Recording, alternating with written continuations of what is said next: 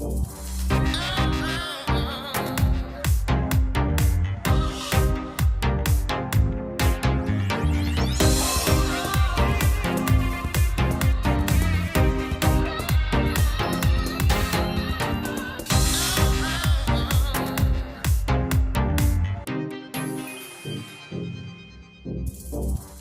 everyone, you are watching the UK's only TV programme that's dedicated to your mental health and well-being. It's the Chrissy B Show and I'm your host, Chrissy B. Now, depression and mental health issues can happen to anyone and for various different reasons, and it doesn't just affect the individual but also their family and friends. Today we're going to hear 3 very different family stories and how each family coped. My first guest is model and now businesswoman Sehar Zam, who sank into a deep dark time following her big sister's death. Also, courtesy of the Mental Health Channel, we have the story of Julie Hersh, who seemingly had it all: a beautiful family, a loving husband and financial freedom, but she almost threw it all away due to severe depression. We watch as she visits the very place that she was about to take her life. And we revisit the story of Elizabeth Burton-Phillips, whose son tragically ended his life at a very young age due to a drug addiction. And we always talk about fitness and nutrition on the show because both contribute positively to your mental health and physical health.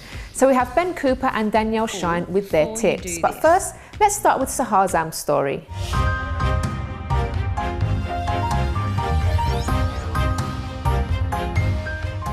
Welcome to the show.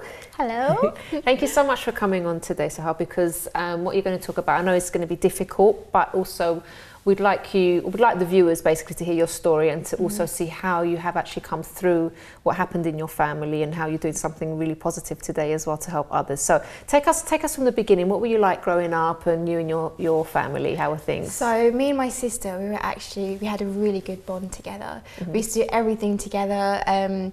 We went to the cinemas. We were quite into our movies, I'd say. We used to watch a lot of Bollywood. So for all the Bollywood lovers, they know all about Shah Rukh Khan and, you know, all the Bollywood actors. So that was what we always used to do, watch that, and we used to go to Bollywood shows a lot.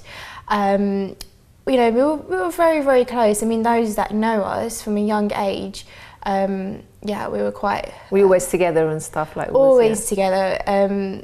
You know, the main things that we used to do together was, you know, shopping, like the normal things that sisters do. Yeah. Shopping, you know, doing each other's hair. Well, it was more like she was older than me and she would force me to sit there and she would just curl my hair for me. Yeah. Things like that. But we used to do a lot of sports together as well. Okay. So my sister and I, we used to go karate from a young age. We did that for 5 years. Okay. She achieved a black belt and I never got to achieve it. I wasn't as good as her, no way. And then after that we did Shaolin gymnastics. So wow, busy both of you, weren't you? Yeah, we always kept busy all the time together. And how was school and stuff? How were you both doing at school? School, so we went to separate schools because obviously there's a big age gap between myself and her. So she was into her studies. She was more into sort of fashion and, you know, textiles and things like that. And I was more academic. So I was more into, you know, maths and science, the boring stuff, but that was what I loved doing. Okay. And you were doing well, weren't you, at school at the time? I was doing really well. I was a straight A student. Literally, that was my life. I loved studying. I mean, in my lunch breaks, no joke, I'd be in the prefect room studying because I just had to hit my grades, had to hit my targets, and I was really, really dedicated. Yeah, I was a school prefect. I was a sports captain in school, you know, I was really very much involved. And everything. Yeah. Okay, sorry. So also, Sehar, you were telling me that your sister was very fit, she was into her sports and stuff, so obviously it probably came as quite a shock to you guys when she did get sick. Well, you know, we were quite regular when it came to gymnastics and karate and everything, very regular, but then she started, you know, sometimes she would complain a lot about, you know, she's tired, she didn't feel well, she didn't want to go college, not because she hates it, but she feels really, really tired. And I personally just thought, I didn't really think anything of it. I just thought, maybe you need sleep, you know? But then slowly it became a lot. Like she was just inside her room, she was just slumped on the bed and, you know, she couldn't do anything. So she went to the doctors. No one really knew what was wrong with her. It was only until she got up and she said, there is something wrong with me. And then we all realised we all knew we started slowly, you know, catching on that there is something wrong. And she went to the doctors a final time, and then after that they sort of rushed her into hospital, and they said, oh, you know, you've got cancer. So what was that like as a family hearing that news? it was the first time we've ever heard news like that in our family, because we've never had a history of people having cancer or diseases. We've always been quite a fit and healthy family. You know, we never used to have junk food. We used to we never had fizzy drinks. Our dad banned us from a young age, you know, since we were 2. Yeah. So we've always been very into our fitness, health, and you know, we get that from our parents as well, and you know, grandparents. Yeah. So to hear this, it was a shock, and we didn't really know how to handle it. I personally, I was strong in a sense, as in I didn't let my emotions take a toll on me. My sister, on the other hand, at the time was very, very strong. She was well, her reaction was, oh, do I have cancer? She was like, no, it's fine. I'll be all right. Really? And because of her positivity, that really kept myself strong. It kept my mum strong and my nan strong. We were all, because of her, we were so strong. It was very difficult, but I have to put my hands up and say that at that time, that was when I was studying for my GCSEs, but the only reason I was able to pull through was because of my sister's strength. Wow, that's amazing. Her strength gave me strength, and you would think to yourself, should it be the other way around? it should be the other way around. Yeah. So, you just don't know, because when you hear news like that, especially like you said, you know, you've never had that history in your family. The same thing happened with us. We never had cancer in the family before. Then my dad got sick with it, and he was also healthy and stuff. So it was like, why? And you've got those initial kind of questions. And then, but then you realise it can just happen to anyone at any time. Yeah. And also, she was only how old was she when she was first diagnosed? When she was first diagnosed, she was 19. Wow. So you know, that was a really big point in her life. She had so many dreams. She had aspirations. She wanted to be a fashion designer. She had a whole portfolio. We used to design it just for fun, just when we were little together. But I didn't have a clue. She just to colour it in and stuff.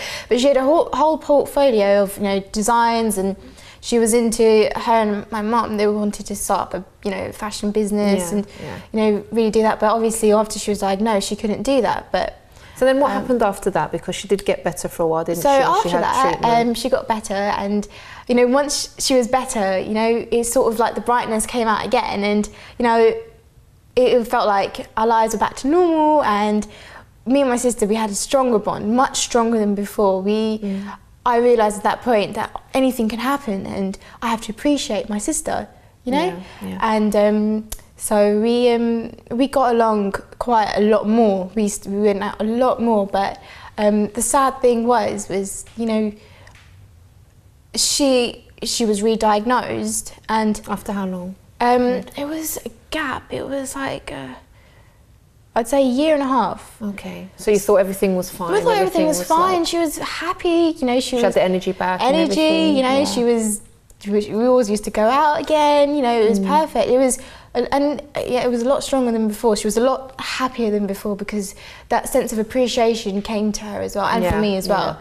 You know, we think to ourselves that we're here in our daily lives, you know, fighting for a job, fighting for our grades, but you know, other people are fighting for their lives, and that sort of makes you appreciate everything. And so we were a lot stronger. Our bond did grow then, and when she was re-diagnosed, that's when it hit me, and I think it hit my sister a little bit as well, because she, herself as well, she thought, why again? You know, why again? She doesn't eat unhealthy. She doesn't do anything wrong. She's very good, you know. So that's when it hit everyone a lot more, and she started to have treatment again, did she? Yeah, she was admitted into hospital again, and you know, she tried really hard to stay strong. I remember when she was in the hospital, and she was like, I'm gonna do my nails now.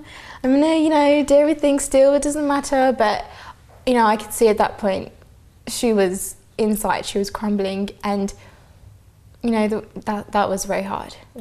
Very hard time. So then what happened after that, Sehar? So after that, where am I?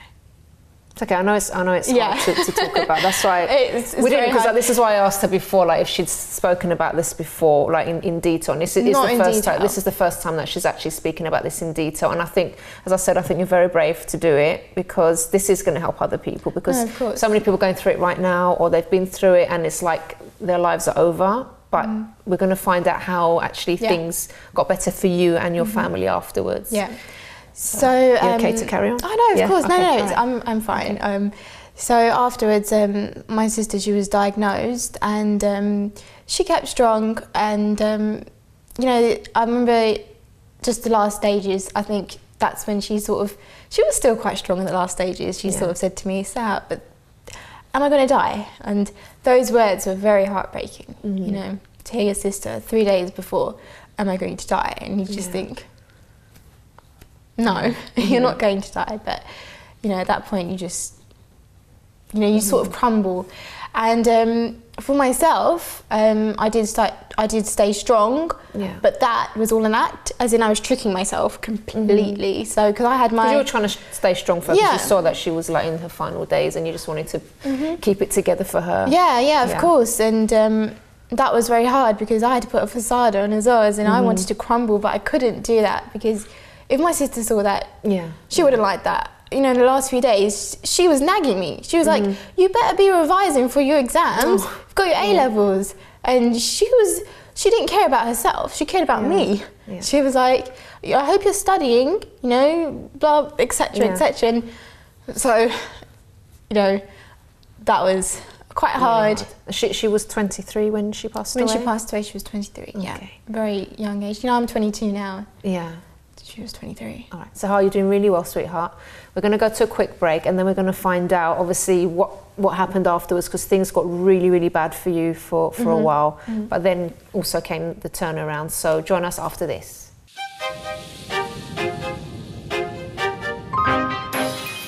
Welcome back to our program, everyone, which we have titled Depression Can Affect Anyone. And I've been speaking to Sehar Zam, who's been telling us about her sister and what happened when she was diagnosed with cancer, and tragically she passed away at age just 23. And Sehar, you know, was very strong up until then. She was trying to stay strong for her sister, but now she's going to tell us what actually happened afterwards, because then it really hit home what had actually happened.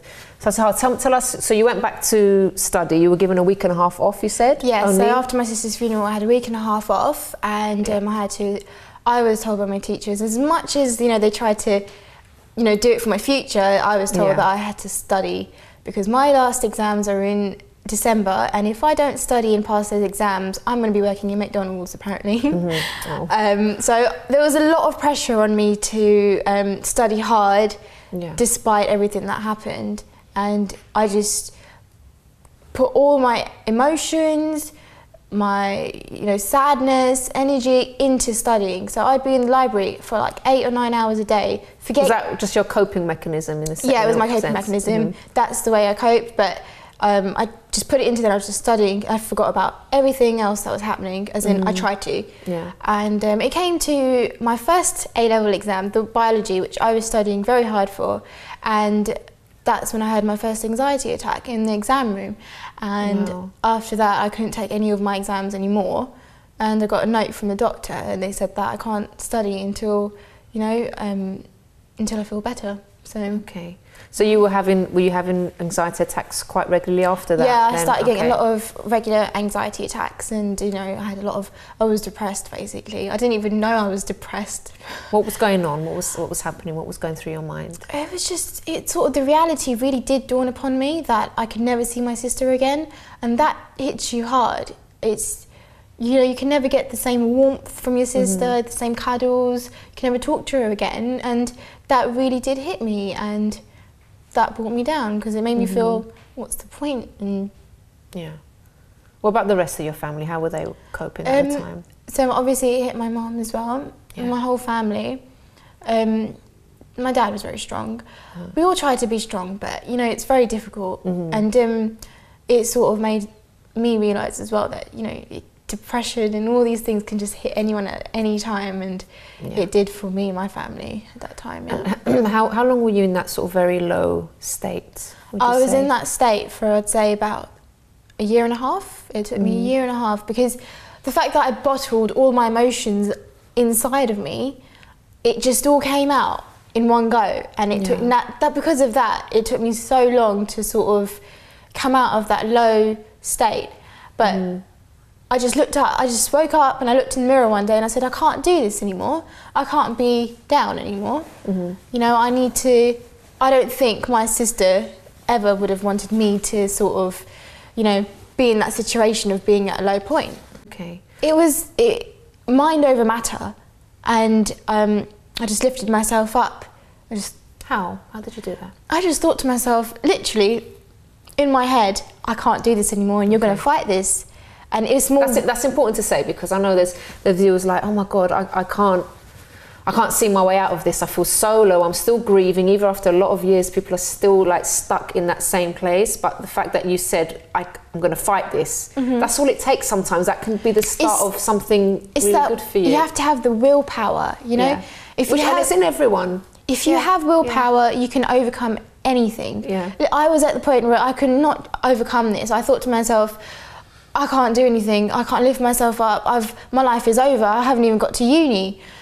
I haven't achieved my goals. I haven't done anything. But I thought, literally in my head, there's more to life than this. You know, if one path is closed, another one opens. And, you know, if anyone's ever upset about someone passing away, you have to think to yourself, would they have wanted you to be in such a low situation? They would have never wanted you to fall into that as well. Yeah. So you do it for them as well. You lift yourself up for that person who's fallen. And if no one can get out of things, what I've done now to help me as well is I've started charity work as well. So, and one of the things I'm doing is to spread the word for people who've also been in situations like myself and situations like my sister. You know, if you ever are in that situation where you don't know what to do, the best thing to do is to help others and to spread, you know, to spread positivity to others. You'll feel better yourself if you feel like you're ever in that low point. That's the main thing that's really keeping me going.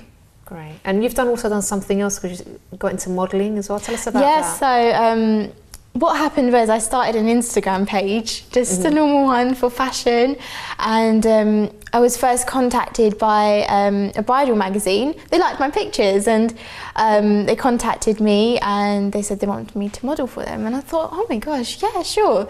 But I thought to myself, me, model, you know, I'm only 5'4", and so then after that I did it, and I after that got more opportunities, and I loved it, and I've sort of gone down that route now, and I would not take that back at all. You know, I would definitely pick my modelling and, you know, dancing. And that's something that you never ever thought you'd I never get into. In a million years thought that I'd be into modelling or dancing.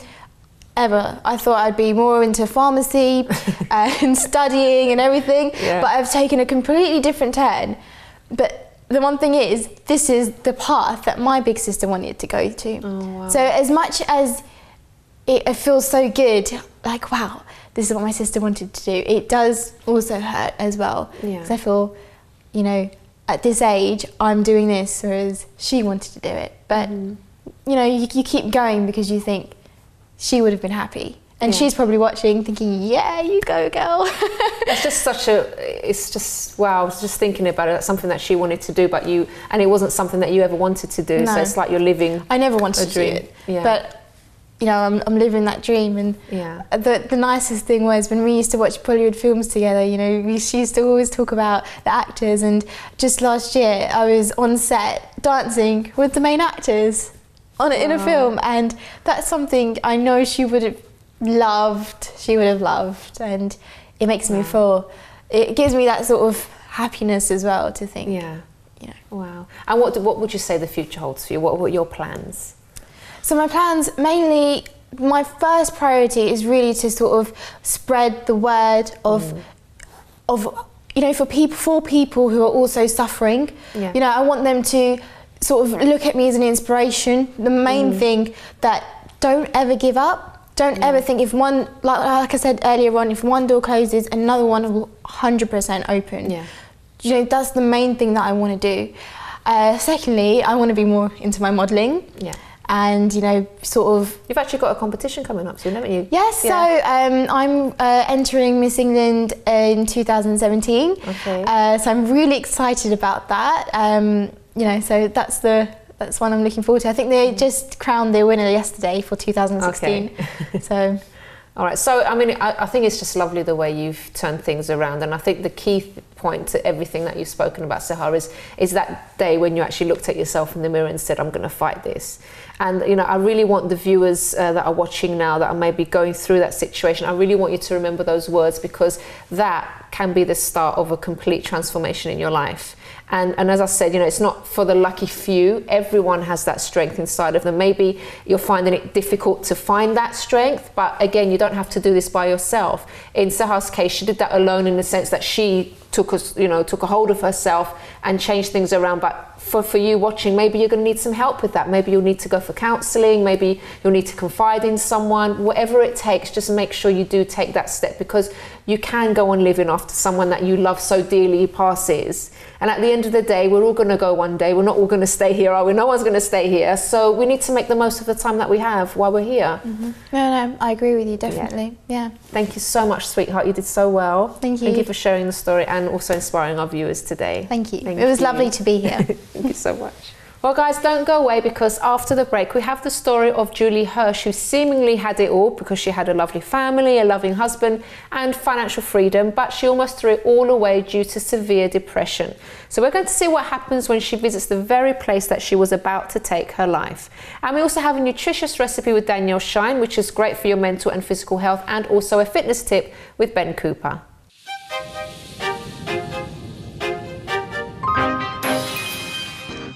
Chrissy B, and my show is all about improving your mental health and being happy. Join me every Monday, Wednesday and Friday at 10 p.m. on my channel Sky 203.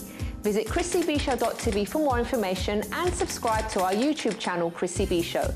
You can also follow us on Twitter and Instagram at Chrissy B Show, and on our Facebook page, The Chrissy B Show.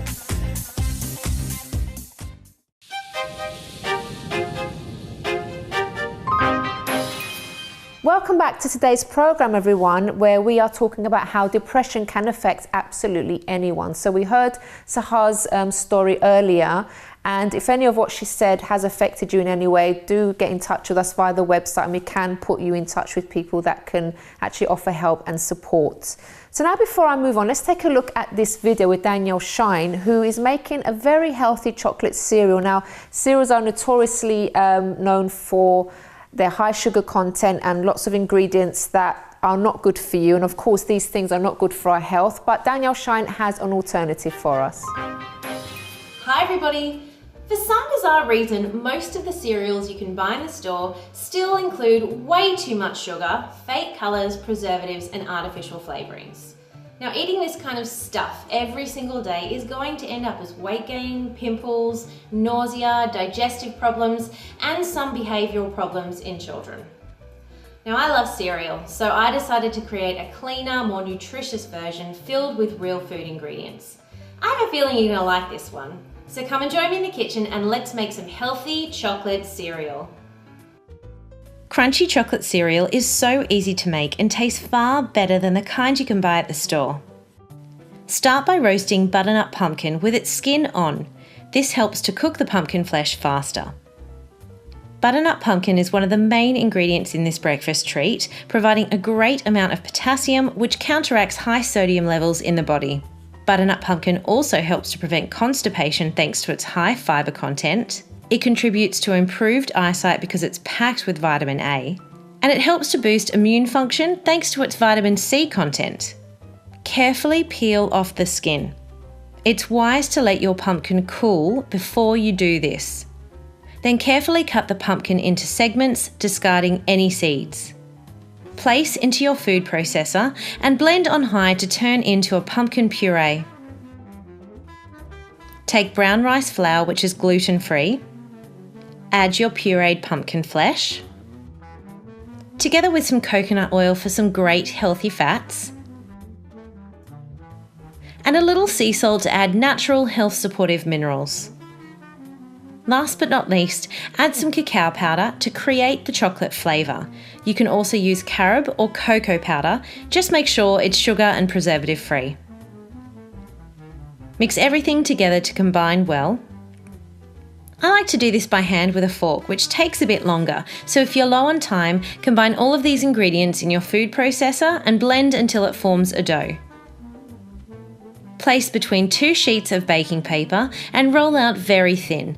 About 1/8 of an inch is best if you want the end result to be nice and crunchy. Peel off the top layer of baking paper, score the dough with a knife, and prick with a fork to create air holes for the dough to breathe while it bakes. Place on a baking tray in the oven until pieces separate and darken in colour. This should only take about 10 to 15 minutes. Remove and leave cereal to cool and become crisp.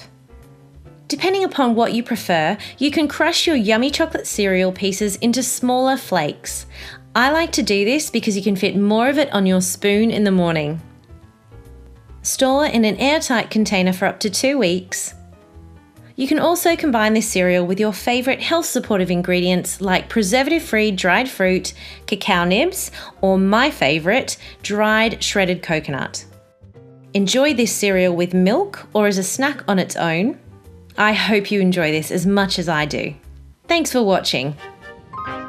Thank you very much to Danielle for that amazing recipe. So now it's time to watch the story of Julie Hersh, who almost lost it all, though she had seemingly everything in her life going for her. She had a great family, a husband, financial freedom. However, she still got very depressed.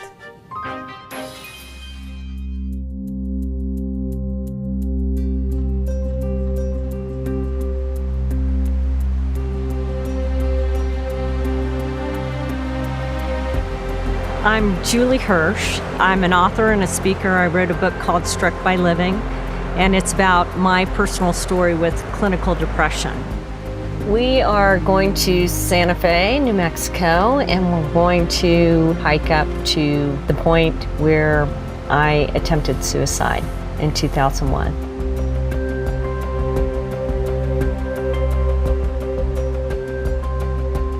I'm going with my son Daniel, who's 20 years old. I haven't really talked to him too much about this story. He knows about it, of course, because he's seen me write the book and he knows I give speeches about this, but we've never talked personally about this story. And so this will be a good time for us to do it. I do and don't want to know more about her struggles because as a family member and my own mental well-being, I do want to know, but I don't want to know because it's disturbing stuff and she's my mom and I'd like to think that she wants to be around my life permanently.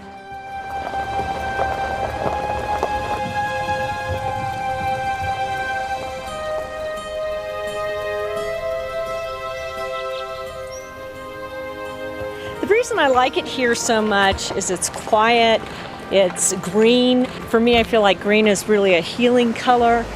I love the sound of the water at night when I'm sleeping. I love the light through the aspen leaves, especially in the late afternoon.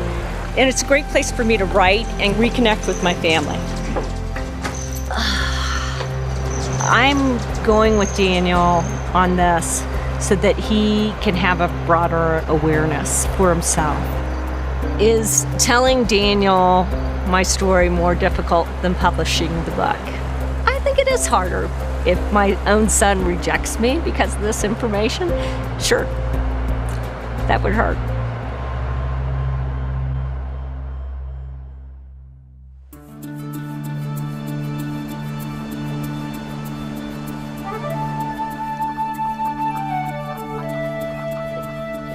You want to drive? There was about 9 months that I went through a very, very severe depression. I would lose weight, I couldn't sleep, and I just lost my desire to do any of the things that I love to do.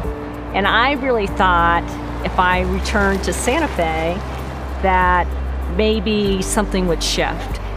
And I got here and I felt exactly the same way. Is this the exact path you took in 2001? Yeah, pretty much. We're retracing the steps of what I did that day. It was a different type of day. It looked totally different. Gray skies, rainy, cold. I actually wrote in my journal that I was looking forward to taking a hike so that if they found the body, they would think that it was an accident. I have a great marriage, 2 healthy kids, we're financially set. It has nothing to do with how much that you have. Depression is definitely an equal opportunity disease. So how would you act if I were diagnosed with it? As long as you manage it, it's really not that big of a deal. So if you pay attention to things like sleep, exercise, nutrition, and stress management, meditation is something that I've actually added fairly recently. It's remarkable how much calmer I am and how much more I can keep life in perspective. Depression was a numbness. It was a disconnection. I couldn't feel anything. I couldn't feel joy or anger or pain. I felt like I was a ghost in my body. I remember most of what was going on at that time, but there was never like a point where I was like, this is a big deal. Like my mom could literally die tomorrow if she wanted to. At the point that I was walking up the mountain, there was just a compulsion to die. I told myself things like, you don't deserve to be here. You don't deserve to be here. Your kids would be better off. They can have another mother. They can have somebody better. You're never going to get better. You're never going to get better. You're never going to get better. I remember standing at the edge and looking down and thinking, this isn't going to work. I'm going to bounce off this rock, and then I'll end up paralyzed and depressed. But if I were paralyzed, then I wouldn't be able to kill myself. The thought that she was going to leave us forever, that she didn't love us, looking back, if she had succeeded, that would have been probably the hardest pill to swallow. I think the most difficult question that anybody can ask someone who's attempted suicide is, why didn't you love me enough? I hope I can do a good enough job of explaining that this is a disease and it has nothing to do with my love for him. And the reality is, now that I'm managing my depression, I have a great life, and most of my life has been a great life, except for this very small period of time.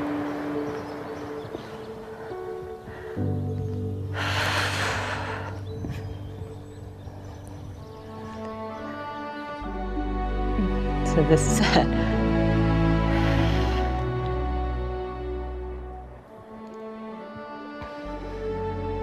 I just didn't want you to feel like you wanted to reject me because you didn't want to be anything like me because of this disease.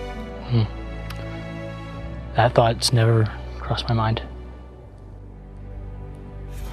I would love to be like you when I'm older.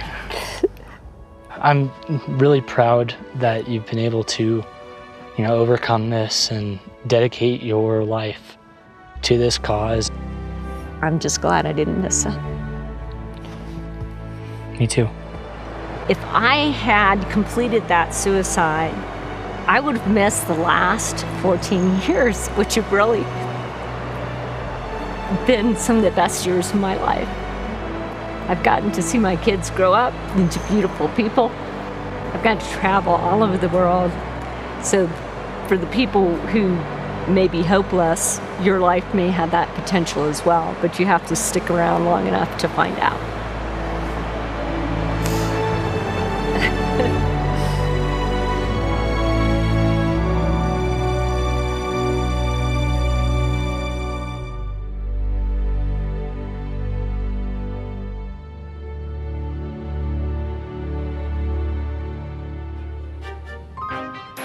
So it's great to see how she managed to turn her life around, and thanks very much to the Mental Health Channel for that video. And if you want more information about their work, do visit our contributors section on our website, chrissybshow.tv. Well, just before the break, let's now go to a fitness tip with Ben Cooper on how to lift your mood. Hi, I'm Ben and welcome to the Move 360 studio. Today we're going to be talking about anxiety. I use exercises to help people with anxiety every single day. And these type of exercises are particularly good for acute anxiety when it comes on really suddenly when you've had an argument or any type of anxiety that you're experiencing. And we're all going to experience some at some point in our life. The key to these exercises is the breathing. So I'm going to start on the mat, shoulder width apart with the legs, extending the arms up and breathe out as we go down. Breathe in again. And you can close your eyes through these if you want to. And breathe out. Breathe in, extend. And breathe out, down again.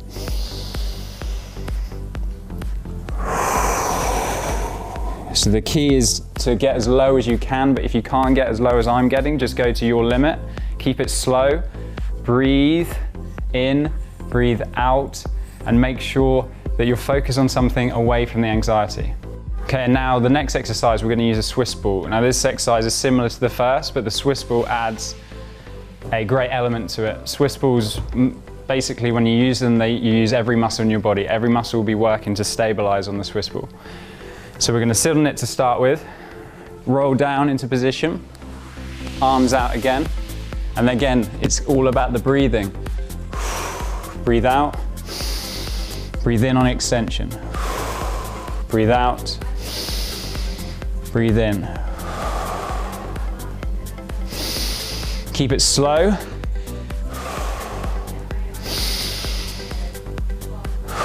Focus the mind away from the anxiety and what is causing it.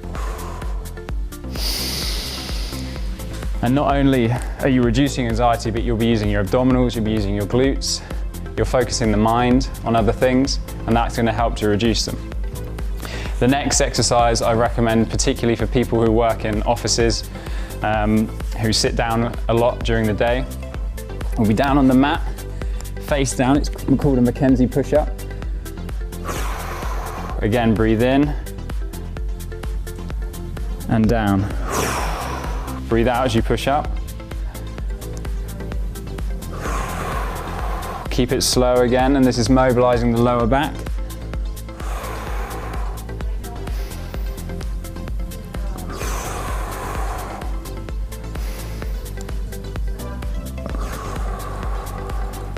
And already you've probably forgotten about what your anxiety was about. And this is driving energy into all of the other areas of your body as well, away from your mind. Anxiety is very much about the mind as well as the body. The next exercise, we're going to use a foam roller, or you can use a block. I'm just going to lie down onto it with my head rested, arm down, and then the other arm on top. I'm going to breathe in, rotate, and come back. Breathe in.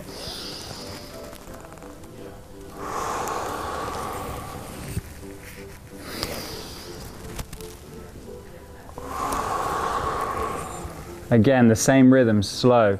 So on all of these exercises, we're going to want to do about 10 reps on each, and just do one set of each. See how you feel. See whether the anxiety's gone down.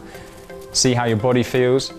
And then you can repeat them if you want to, but keep them slow, breathing in and out slowly and deeply. And then see how you feel. Thank you very much to Ben. So after the break, we revisit the story of Elizabeth Burton-Phillips, whose son ended his life at a very young age due to a drug addiction. How did the family cope and move on after such a tragedy?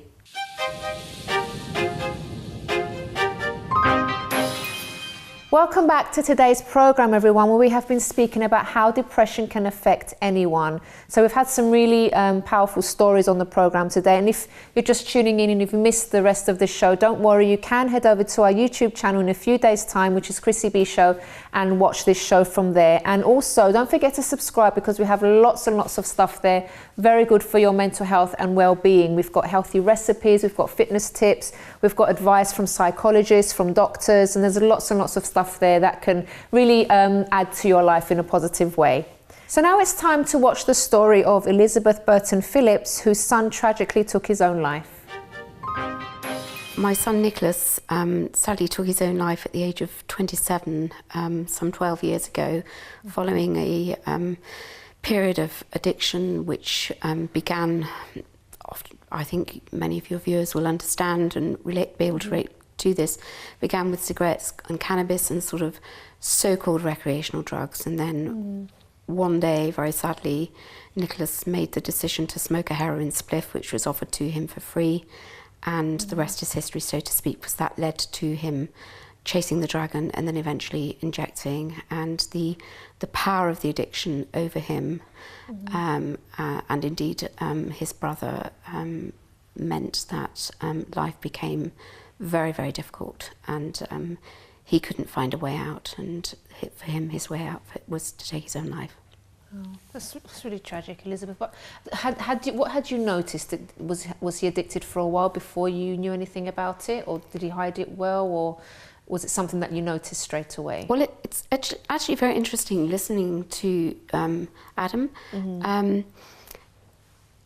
The use of drugs in our family's lives was carefully hidden for quite some time, primarily because we as a family didn't even think that our children would be involved with drugs. So it was only really when we started to see degeneration in their appearance and something clearly was wrong and jobs were lost and that kind of thing. That so it was both of them that were yes. addicted? Okay.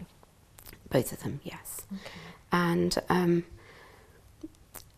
when you see somebody change personality and physically change, then you begin to realise that you have a massive problem. How did you first tackle it? By doing what I think probably all mums want to do, which is to fix it. And fixing it is paying off the drug dealers and putting your family into rehab, doing everything you can to help, not understanding that the power of addiction isn't yours to own as a mum or as a family, but actually the addiction belongs to the addict, and it's down to them to recognise deep within themselves that they need to find the recovery. And then, of course, you can give them all the moral support that is necessary. Okay. And when you were trying to help him in this way, what was the reaction like? From Nicholas himself, desperate to do well, desperate to put his life right, and desperate to apologise for everything that he had done with his life. But the problem is that the addiction had gripped him by the throat and by the mind, and we didn't understand, and neither did he really, that he was into what I think the World Health Organization describes as a chronic relapsing brain disorder, and coping with that and trying to find your way through such a difficult mess is extremely hard.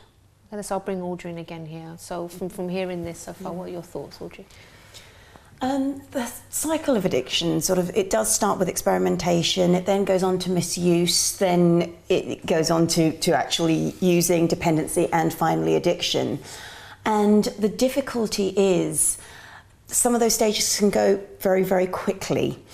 If you haven't been aware of it, and there's no reason why you should, especially if you believe, and why shouldn't you, that your family wouldn't be involved in it, you can pass through to the dependency stage very, very fast. There's a difference between a drug dependency and, drug abuse and drug dependency, and dependency is the addiction side of it. In the abuse side, yes, it's risky behaviours, yes, it may be building up a tolerance and so on, using when you realise that perhaps you shouldn't. But when it becomes dependency, that is exactly when the brain has taken over and something has changed, and now the addict is no longer in control of their behaviour. And exactly as you say, unless the addict is able to own the disorder, which becomes very difficult because of the physiological changes already there, there's nothing that even a trained counsellor can necessarily do. That's so true. And what I notice about both your experiences is actually the psychological side isn't touched there. You're right, you're paying off the debts, going to prison, whatever it is, but the actual cause, the root cause, is still unknown. And the sad thing about addiction is when it can start with just experimentation. Just one day, I walked into a betting shop. One day, I tried a spliff that someone gave me for free. There's got to be something else to cause the need for that to happen again. It can't just be that alone, and suddenly, I'm addicted to it. It's very difficult. And until we address that side of things, and sadly there isn't always time nor the ability to do it if the addiction has gone that far. Yes. But it's about sometimes addressing the cause, and I don't think that's always possible. And Elizabeth, how did you get through it as a family? Well, at first, you know, when you hear that your twin son has taken his own life, that is a shocking thing to hear, and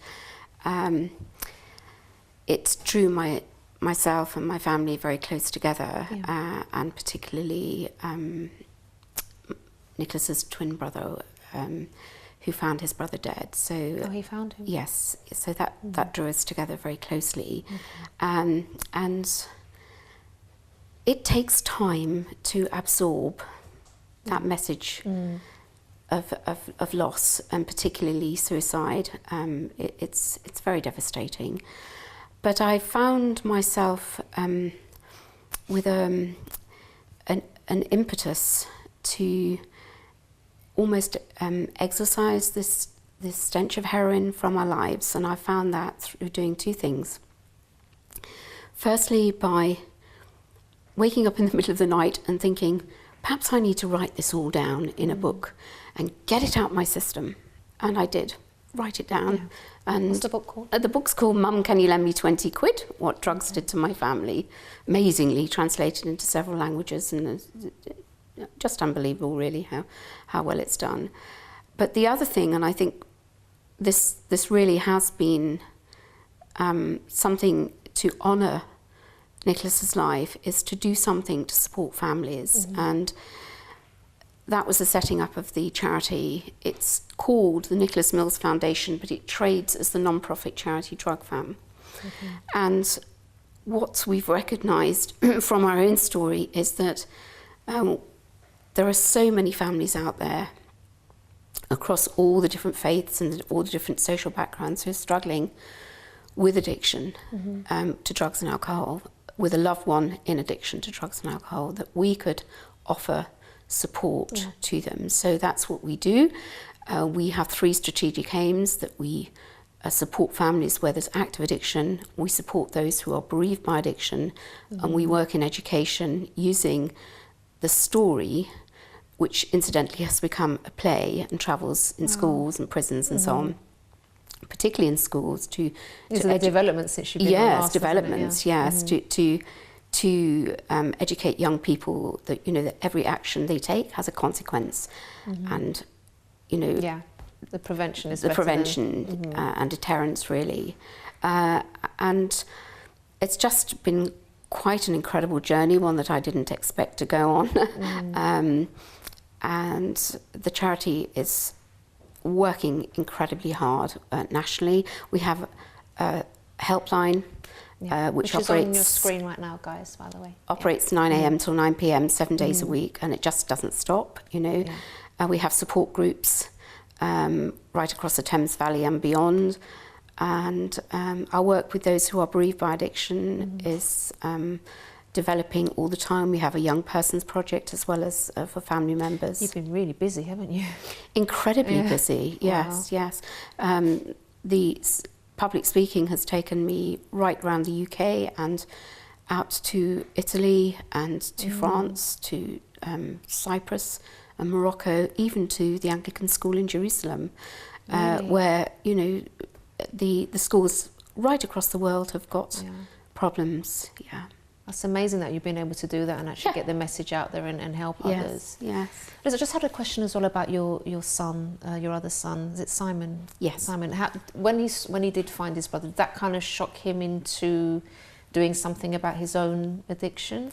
I think it would be fair to say on his behalf that his brother's death gave him life, and he said that he would honour his brother, and in his name, he would turn his life around, and he has done that. Oh, that's so amazing. Yes, yes. Oh, that's lovely. So he's very. I won't disclose too much, No. but I can say that he is completely drug-free and a very happily married man with Oh, children. that's amazing. Wow.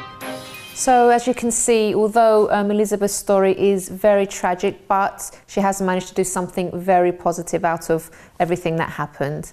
Well, we have reached the end of today's program, guys, but if you have a story that you would like to share, and don't think maybe like your story is not good enough to be on this show, we want to hear real stories. So if you've been through something and you know it's something that maybe made you anxious, or it made you feel a bit down, a bit depressed, that's something that you can still come and share on this program, because trust me, there are lots and lots of people going through something like that right now, and your story can actually help them. So visit our website, chrissybshow.tv, to get in touch with us there. You can also tweet us at Chrissy B Show, or leave a message on our Facebook page, The Chrissy B Show. And if you're still actually going through something and you would like to see a topic maybe dedicated to that particular area of your life that isn't going so well, because we can have like experts on, we can have lots of tips and advice for you, do also get in touch with us. And don't forget, if you'd like to know more about me and what I went through in the past and how I turned things around, you can visit my website, mylifeafterdepression.com. Until next time, bye-bye for now.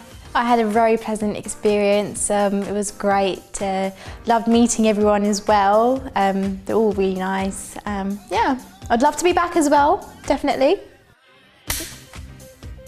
Okay, so now it's time, what's the next bit? Thank you. All right, guys, so... No, I made a silly face. Can we do that again? Oh, well, they probably won't use that bit, it's just going to use that bit, me turning to camera. Okay, cool. Okay, let me do that again, I won't ask anything. And we're going to